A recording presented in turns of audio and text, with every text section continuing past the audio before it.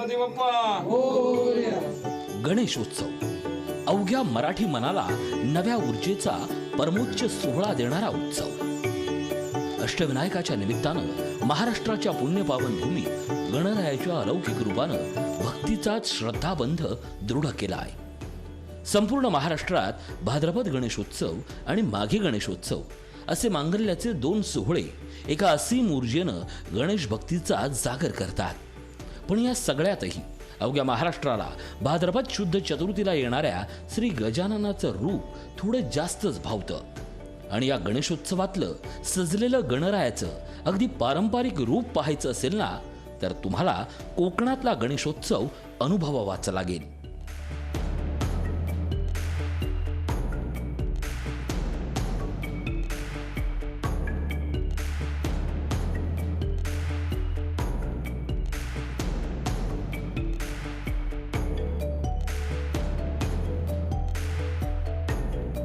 मुंबईत मोठ्या संख्येने कोकणातील सगळे रहिवासी राहत असतात आणि खरं तर गणपती म्हणलं की कोकणात जाण्यासाठी सगळ्यांचीच घाई लागलेली असते.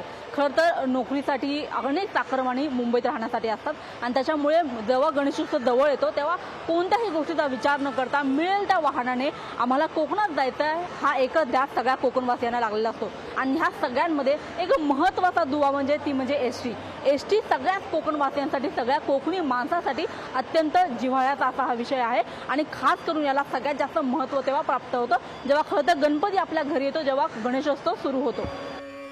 हिरवाईनं नटलेल्या या निसर्गाला जेव्हा गणपती ही 4 अक्षरं ऐकू येतात ना, तेव्हा इथला निसर्ग डोलू लागतो.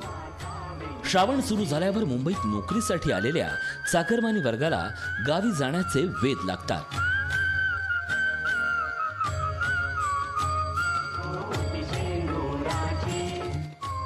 आणि मग जसजसा गणेशोत्सव जवळ येतो तसतशी कोकणातली प्रत्येक वाडी, वस्ती गणपती आणि चाकरमान्यांच्या स्वागताला सज्ज होते. गावखेड्यातल्या बाजारपेठा सजू लागतात.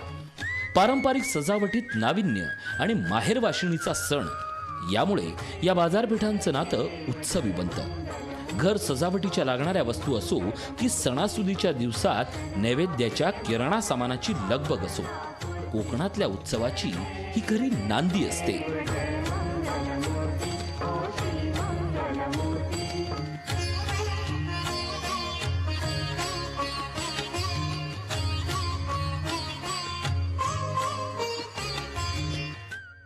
देशासह राज्यभरामध्ये सध्या गणेश उत्सवाची धामधूम सुरू आहे. कोकणामध्ये तर गणेश उत्सवाचा उत्साह शिगेला पोहोचलेला असतो. कोकणामधल्या बाजारपेठा आपण जर पाहिला तर लाडक्या गणरायाच्या आगमनानंतर त्याच्या स्वागतापासून त्याच्या पूजा अर्चेपर्यंत ज्या चीज वस्तू लागतात त्याच्याने अक्षरशः बाजारपेठा फुलून दिली गेलेलं चित्र पाहायला मिळत आहे. आणि त्याचबरोबर बाप्पांसह गौराईचं आगमन, गौराईचं स्वागत यांच्या खरेदीसाठी बाजारपेठांमध्ये गणेश भक्तांची लगबग देखील पाहायला मिळते. गणरायाला आवडत असणारं पदार्थ मोदक, त्याचबरोबर लाडू याच्यासह नारळ, अगरबत्ती, फूल या खरेदीसाठी गणेश भक्तांची मोठी गर्दी झालेली आहे. तर गौराईचं आगमन होणार आहे, गौराईचं पूजन होणार आहे. यावेळी सुवासिनी ओवासण्यासाठी लागणारा सूप असेल, वेगवेगळ्या पद्धतीची पानं, फुलं असतील, त्याचबरोबर साडी चोळी असेल आणि हातामधला चुडा असेल, हे भरण्यासाठी देखील बाजारपेठेंमधील लगबग पाहायला मिळते. एकूणच खेड्यापाड्यामध्ये पोहोचलेला मुंबईतला चाकरमणी असेल किंवा इतर जिल्ह्यातनं आलेला चाकरमणी असेल, तो आपल्या लाडक्या बाप्पाच्या आणि त्याचबरोबर गौराईच्या सणाला तितक्याच उत्साहाने बाजारपेठांमध्ये ह्या सर्व वस्तू संग्रहित करतानाचं चित्र आपल्याला पाहायला मिळतं आहे. कोकणातल्या गणपतीचा खरा सोहळा सुरू होतो तो कोकणातल्या मूर्तिशाळांमधून. मूर्तिशाळेत पाट देणे हा एक प्रकार असतो. घरच्या पाटावर घरची मूर्ती आणायला बच्चे कंपनी निघते आणि मग भाद्रपद शुद्ध चतुर्थीला सकाळी लाडक्या गणरायाची मूर्ती वाजत गाजत आणली जाते.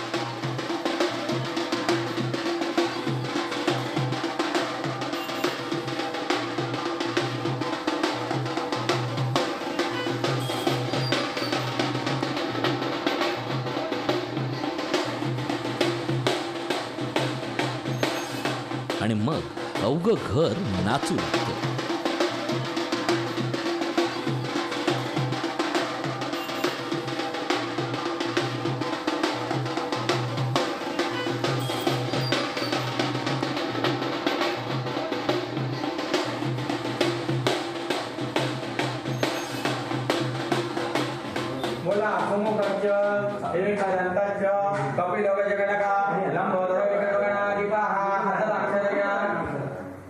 हातात अक्षता घ्या धुन खेळूकानादेशो भालचंद्र गजानना.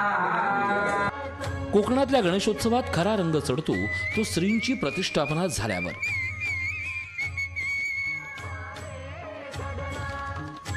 श्री गणपतीच्या नैवेद्याला 5 भाज्या आणि सोजीचा असा शाही नैवेद्याचा बेत असतो. प्रत्येक जण आपापल्या परीनं नाही तर घरच्या बाप्पाला साजेसा नैवेद्य बनवतात.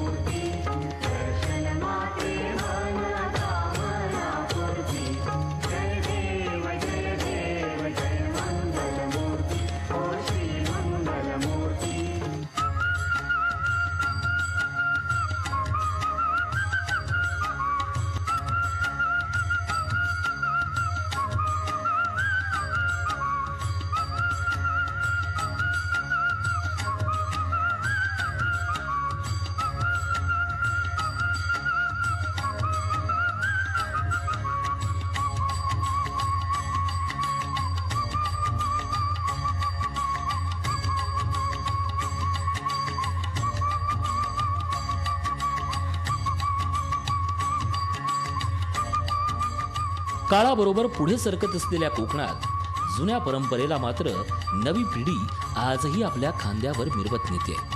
करंजा, लाडू, शिरवाळ्यापासून ते मोदक असो की ऋषीची भाजी, हा परंपरेचा सोहळा कोकणातल्या गणेशोत्सवाला एक वेगळीच नजाकत देतो. गणपती आलेत, कोरोनाचं संकट आहे तरी पण आपण गणपती सण साजरा करतो आणि आता मोदक बनवतो. आजी काय सांगशील? मोदक हे उकडीचं बनवायचं, उकडायचा पीठ धुवलेल्या तांदळाचा, अंदान ठेवून वैरायचा पीठ तो मलायचा आणि सारण करायचा. नारळ किसायचं, गुल वेलची घालायची, कडवायचा, रुंद करायचा आणि भरायचा. कोकणातल्या गणेशोत्सवात प्रत्येक घराघरात वातावरण भारलेलं असतं. या भारलेल्या वातावरणात आरत्या, भजनं, घरची माणसं यामुळे पूर्ण वातावरण हे गणेशमय होऊन जातं.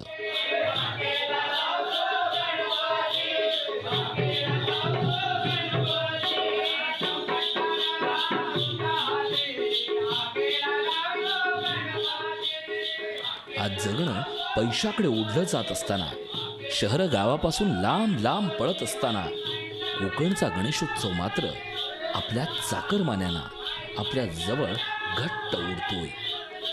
कोकणवासीय या संपूर्ण गणेशोत्सवाच्या काळात एक नवा हुरूप घेऊन वर्षभर एका नव्या उमेदीनं कोकणच्या जगण्याला श्रीमंत बनवतात.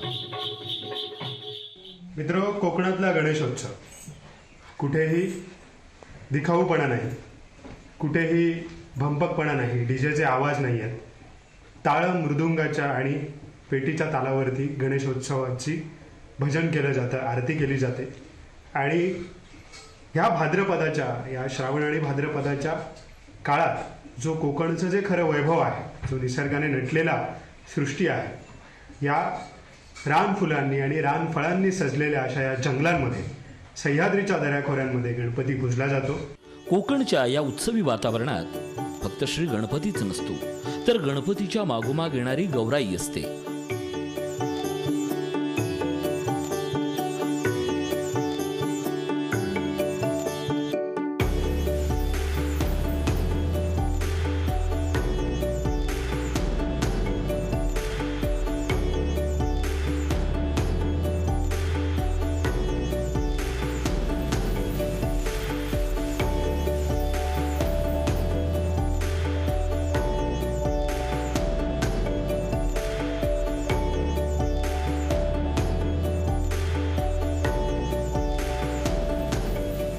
माहेरवाशी गौराईचा नैवेद्य असतो आणि शंखरोबाचं लढीवाळ रूपही असतं.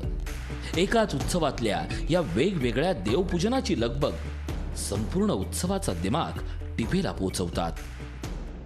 वाजत गाजत आरत्या म्हणत, जयघोष म्हणत, गणपती बाप्पा मोरया, गौरी माते की जय असा जयघोष केला जातो. वाजत गाजत, नाचत गाचत असा झिम्मा फुगड्या खेळत महिला जातात आणि तिचं विसर्जन अगदी आनंदात तिचं केलं जातं. नदीवर नेल्यावर तिची आरती केली जाते आणि तिचं विसर्जन केलं जातं.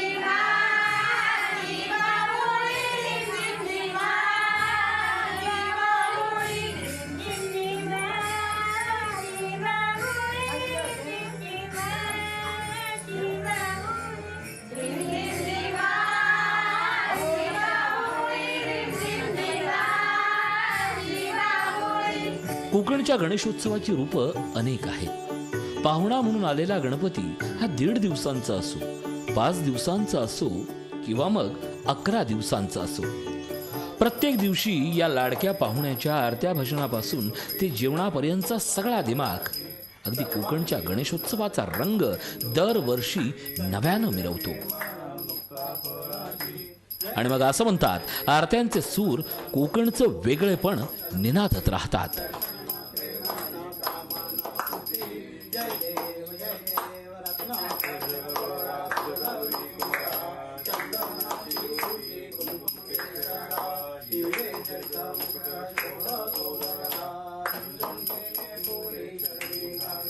सह्याद्री आणि समुद्राचं अनोखं नातं सांगणारा, ज्या ठिकाणी नद्या समुद्राला मिळतात असा हा कोकण पट्टा, या नद्यांमध्ये ह्या गणपती बाप्पाची मूर्ती विसर्जित केली जाते. ही खूप आधीपासूनची परंपरा आहे. ज्या नद्यांची माती आपण पुजतो ती म्हणजेच गणपतीची मूर्ती. आणि पूर्वी गावागावांमध्ये मूर्तीशाळा होत्या.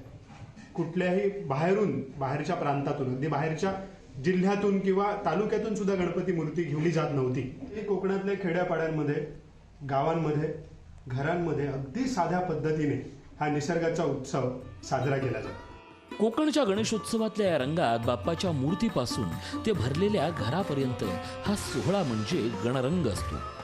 कोकणच्या लाल तांबड्या मातीचं आणि गणपतीचं हे केवळ दैवताचं नातं नाहीये, तर इथे प्रत्येक कलेच्या आरंभी पूजनीय असणारा गणपती साक्षात देव म्हणून येतो, तेव्हा अवघ्या कोकणच्या आनंदाला पारावार उरत नाही. पण या दैवताला घडवणाऱ्या मूर्तिकारांच्या नजरेतला आणि त्यांच्या हातून घराघरांना देवघर बनवणारा बाप्पा इथल्या कोकणवासियांना नेमका हवा तरी कसा असतो, हेही जाणून घेण्याचा आम्ही प्रयत्न केला आहे. गणेशोत्सवामध्ये लाडक्या बाप्पांचं घराघरांमध्ये आगमन झालेलं आहे. गणेशोत्सवाची धूम प्रत्येक घरामध्ये पाहायला मिळते. जे मूर्तिकार ह्या मूर्त्या साकारतात आणि सर्वांच्या घरी पोहोचतात, त्या मूर्तिकारांच्या आपण घरी आहोत. निलेश निवाते या मूर्तिकारांच्या घरातली आपण बाप्पांची मूर्ती या ठिकाणी पाहतोय. अत्यंत सुबक आणि तितकीच देखणी मूर्ती आहे आणि नेमकीच आरास केलेली आहे, सजावट केलेली आहे. आता स्वतः निलेश निवाते आपल्यासोबत आहेत, त्यांच्याकडनं आपण जाणून घेणार आहोत. निलेश, कोरोना महामारीचं हे सलग 2रं वर्ष आहे. एक वर्षभर संकट, गेल्या वर्षीचं सुद्धा. मूर्तिकारांना नेमकं या संकटाचा किती फटका बसला, काय सहन करावं लागलं? 2 वर्ष कोरोनाच्या महामारीमुळे मूर्तिकार खूप आर्थिक संकटात आहेत. कारण का मुंबईतून बरेचसे लोक गावी शिफ्ट झाल्यामुळे मुंबईतल्या मूर्तिकारांच्या मूर्त्या कमी झाल्या आणि लेबर मिळत नाही. जे काय कारागीर मिळतात ते सुद्धा जास्त पैसे देऊन घ्यावे लागतात. अशा सगळ्या गोष्टींमुळे कसं आलं, काही मूर्तिकारांचे तर 50% उत्पन्न आलं, म्हणजे मूर्त्या 50% आल्या. तर यामुळे बराचसा आर्थिक नुकसान मूर्तिकाराला सहन करावं लागलं. तुमच्या घरातील मूर्ती साकारायला, बनवायला तुम्हाला वेळ कसा निघतो आणि ही सजावट करताना तुम्हाला वेळ निघतो काय? कसं गणेशोत्सव साजरा करता? इतर सगळ्या मूर्त्या साकारत असताना घरातली मूर्ती साकारण्यासाठी खूपच कमी वेळ मिळतो अगदी. कारण का एक जबाबदारी असते, आपल्या हातून घडलेल्या मूर्त्या इतरांच्या घरी जायच्या असतात, त्यांच्या आवडीप्रमाणे मूर्त्या बनवायच्या असतात. तर त्यावेळी थोडीशी आपली आवड बाजूला ठेवून आपल्याला काम करावं लागतं. आणि राहिला प्रश्न सजावटीचा, तर बाप्पाचं आगमन झाल्यानंतर त्या रात्रीपासून सजावटीला सुरुवात होते, ते दुसऱ्या दिवशी सकाळी आमची सजावट पूर्ण होते. आणि बाप्पाचं आगमन झाल्यानंतर त्याच्या बाजूला मूर्ती अशी ठेवून बाजूला सजावट करावी लागते. सजलेला बाप्पा जेव्हा देव म्हणून येतो ना, तेव्हा मग तो आपल्या घरचा सदस्य वाटतो. देव म्हणून गणेशाचं नातं अवघ्या त्रैलोक्याशी असेल, पण कोकणातल्या बाप्पांचं आणि इथल्या वाडीवस्तीचं नातं हे घराचं घरपण घट्ट जोडणारं आहे. गणपतीचा तो सगळीकडे कॉमन असतो आणि तो म्हणजे वरती जी साकारणी केली आहे ती माती. ह्या मातीवरती या भाद्रपदाच्या काळात आपल्या घराच्या अवतीभोवतीच्या जंगलातच आढळणाऱ्या रानफुलांच्या सडे असतात कोकणातले, ते भाद्रपदात फुलायला लागतात.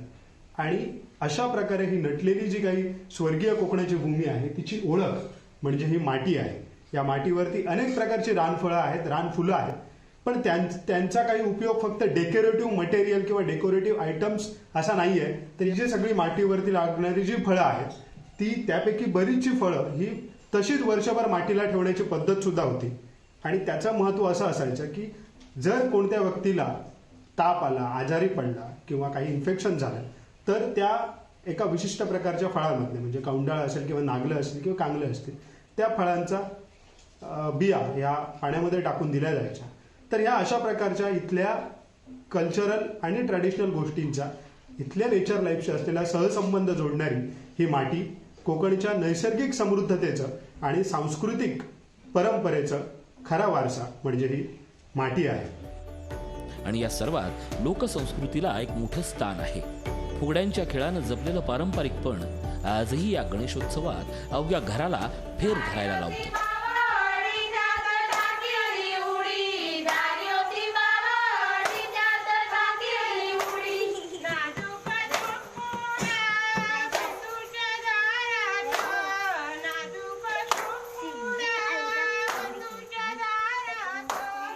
कोकणातील एक बहारदार लोककला म्हणजे फुगडी.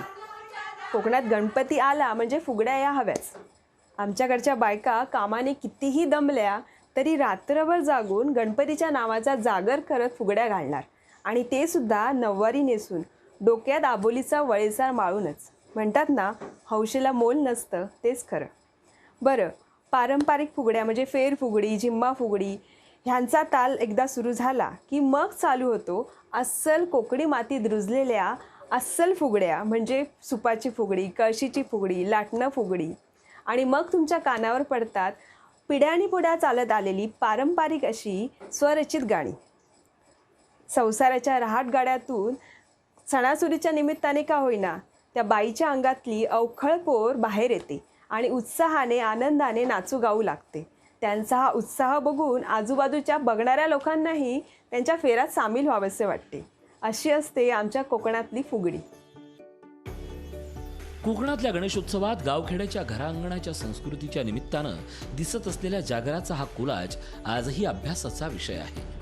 कोकणवासीय हे संस्कृतीचं संचित आजही पिढ्यानपिढ्या जपतायत. आणि म्हणूनच भजन डबलबारीचा विषय झाला तरी फक्त एका घराचा विषय न राहता गणपतीचं घराशी आणि घराचं गाव समाजाशी नातं घट्ट करणारा तो कला प्रकार ठरतो.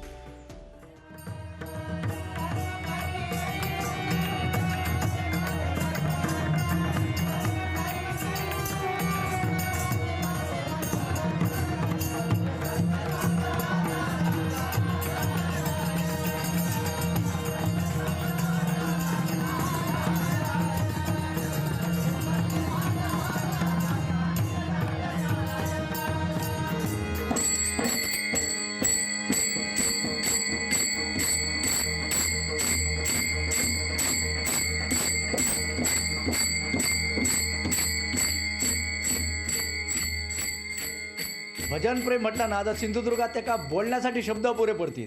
भजन म्हणजे जशी दशावतारामध्ये बघा पकवाजावर थाप पडली की भजनी कलावंत असतात किंवा जे रसिक असतात ना त्याच्यामध्ये अंगात असा संचारता.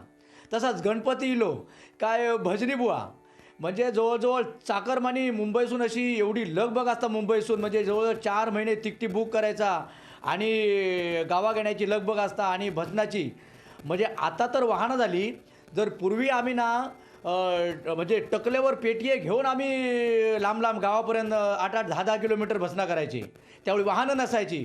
संध्याकाळी 4 वाजता भजनाक आम्ही बाहेर पडलो काय सकाळी उजवाडाक आम्ही घराकडे यायचो. अशी आम्ही त्यावेळी भजनं केली आहे. पण आता वाहनं झाली आहे. पण भजनाचं प्रेम ना हे कमी झालेलं नाही, त्याच्यापेक्षा वाढत गेलं. आणि तरुण पिढी भजनामध्ये त्याच्यामध्ये जास्त त्याच्यामध्ये सहभाग घेत आहे. त्याच्यामुळे भजनाचं प्रेम आहे ते वाढतच जाणार आणि वाढणारच आहे ते. कोरोनामुळे बदललेल्या परिस्थितीतही गणेशोत्सवाचा सामूहिकपणा हरवत असला तरी गावपणाचा चेहरा मात्र पुन्हा 2 वर्षांनी मिळू लागलाय. बाप्पाचा सोहळा पुन्हा हळूहळू का होईना आपल्या गणरंगाची नांदी मांडतो. गवर येताना सोन पावलांनीच येणार आणि म्हणून प्रत्येक जण आपापल्या परीनं गणेशोत्सवाच्या निमित्तानं कोकणचा गणेशोत्सव आणि गावचं गावपण यातून पुन्हा स्वतःला शोधतो. अवघ्या जगावर आलेला आपत्तीचा सामना प्रत्येकाला करावा लागतोय.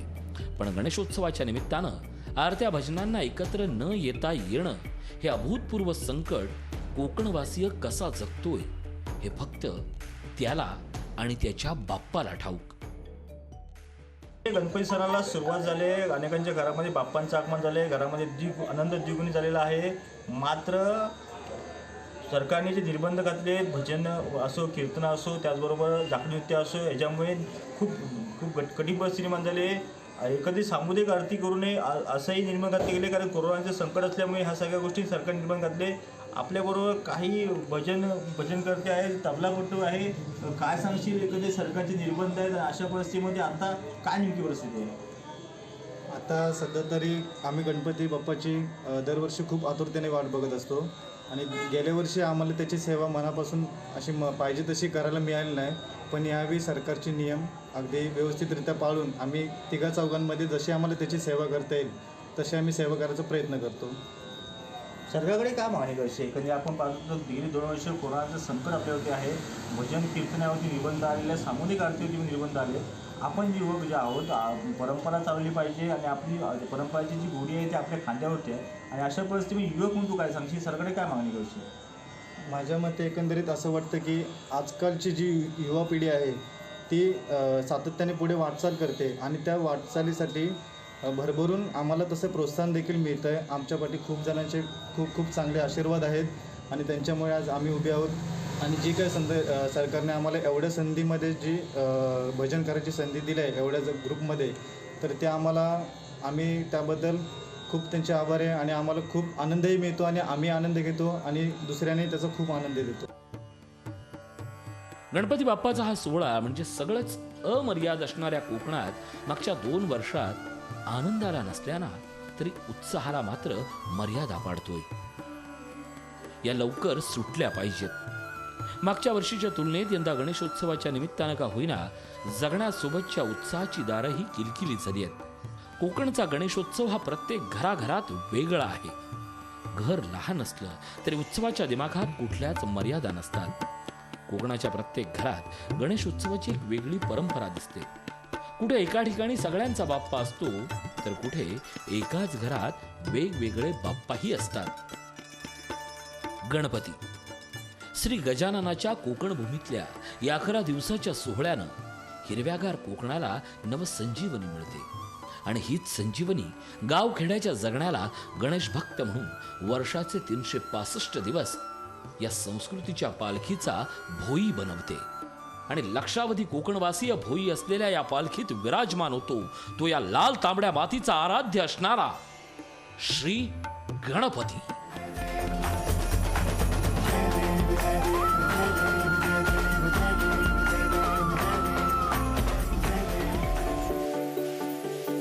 ऋषी देसाई, ब्युरो रिपोर्ट, लोकशाही न्यूज.